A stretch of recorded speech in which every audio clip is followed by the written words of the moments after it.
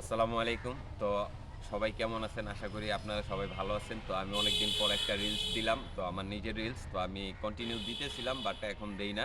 তো আপনাদের কাছে আসছি আমি একটা রিকোয়েস্ট নিয়ে। তো আমার কি পরিমাণ রিচ এনগেজমেন্ট লাল হয়ে গেছে সেটা যদি আপনাদেরকে না দেখাই তাহলে আপনারা বুঝতে পারবেন না। সবারই এরকম লাল হয়ে যায়।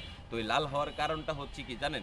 আপনি নিয়মিত পোস্ট করেন না। আপনার নিয়মিত রিলস আপলোড করেন না। আপনি নিয়মিত কি ভিডিও পোস্ট করেন না। ঠিক আছে? নিয়মিত পোস্ট করতে হবে। না হলে কিন্তু আপনার জিনিসটা লাল হয়ে যাবে।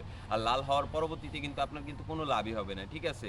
আপনি সবসময় চেষ্টা করবেন কন্টিনিউ প্রতিদিন সকালে হোক, বিকালে হোক, দুপুরে হোক আপনি ভিডিও, ফটো কিংবা টেক্সট যেকোনো কিছু আপলোড করবেন।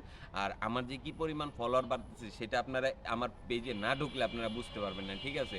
আপনারা একটু ঢুকেন, ঢোকার পরে একটু দেখেন। আমার রিলসটা টান দিয়েন না। টান দিলেই তো চইলা গেলেন। ঠিক আছে?